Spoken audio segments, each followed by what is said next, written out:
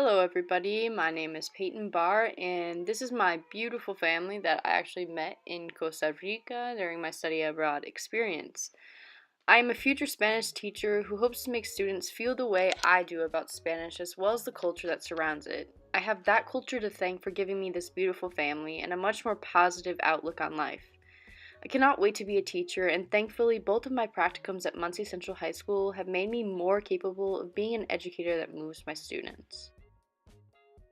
My first practicum experience took place within an alternative environment at Muncie Central High School. You'll further understand exactly what I was feeling when you see the video I've attached.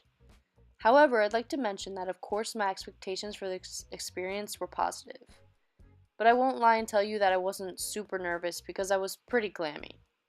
I thought maybe the students wouldn't like me, or they would disrespect me, or they would just avoid me and wouldn't want to build those relationships with me. I thought I wouldn't meet the expectations of my CT and that he wouldn't recommend me for student teaching. But the worst thing that I felt was that there was still this possibility that I entered the classroom and discovered that teaching just isn't for me. After 3.5 years of study, this would be devastating. Of course, this was the worst doubt. However, as a teacher, we have to reflect on bad days and negative thoughts in order to use them as ways to grow and find positivity.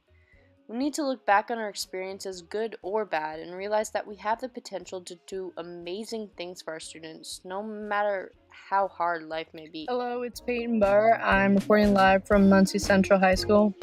It's my first day, so definitely feeling some feelings here.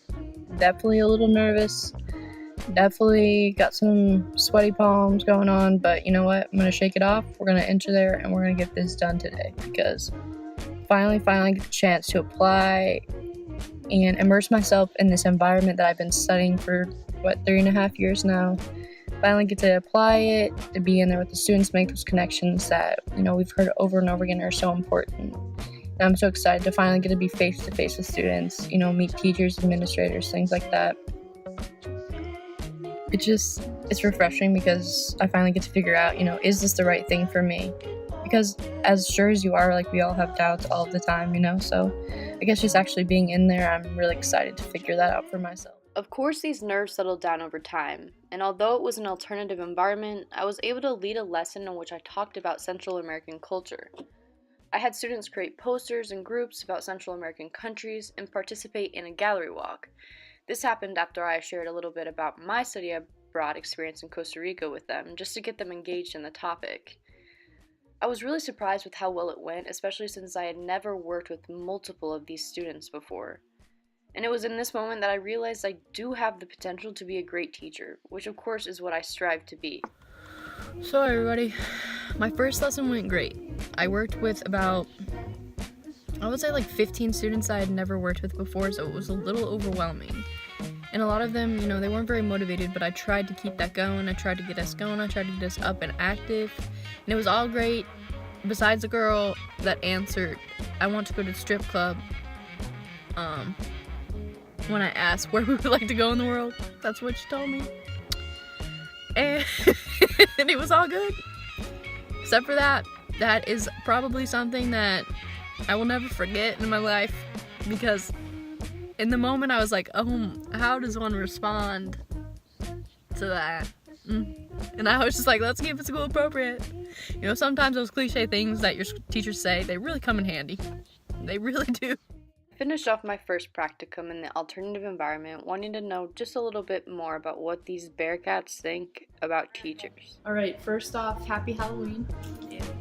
And the question that I'm going to be asking to all the students that want to participate is, what does it mean to you to have a good teacher? What does a good teacher look like to you?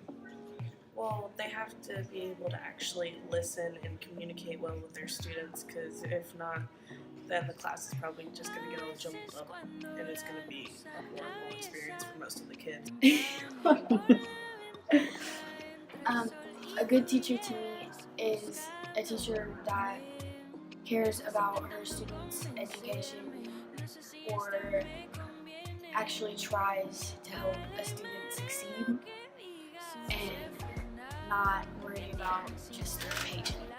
A good teacher is someone who plays, messes around with you. not always serious. What would make a good teacher? He helps students, learn.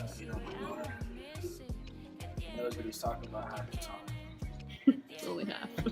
To be a good teacher is understanding your students and helping them.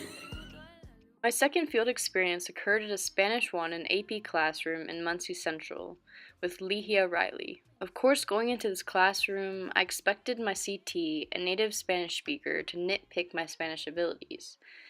A common concern with students was that they would not be speaking Spanish, and in reality, an aha moment that I had during this experience was that it's going to be really hard for me to keep my students in the target language. I truly think that this will be one of the biggest challenges that I face as a foreign language educator. However, from the classroom environment, I learned more about Spanish pedagogy and creative ways of keeping students engaged even when they don't want to be. Specifically, I was able to lead my own lesson that focused on classroom vocabulary. Students participated, improved their pronunciation, and even exclaimed, "Wow, I get this." I was able to see them grow right in front of my eyes, and I realized that they had become more comfortable with the Spanish language. Overall, I was sad leaving this environment, because while they may have given me a few headaches, they also gave me a million reasons to laugh. So, what does it mean to you to be a good teacher? Someone greets you and tells you have a good day or tells you hello when you walk into class. Someone who works with their students and will offers help them after school, not just in the classroom. Someone who helps their teachers out.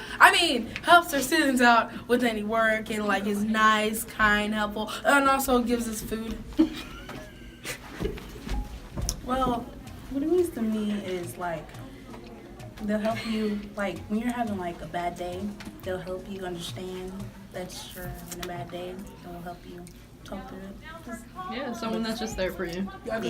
How did this experience change me and my philosophy? Number one, it made me love.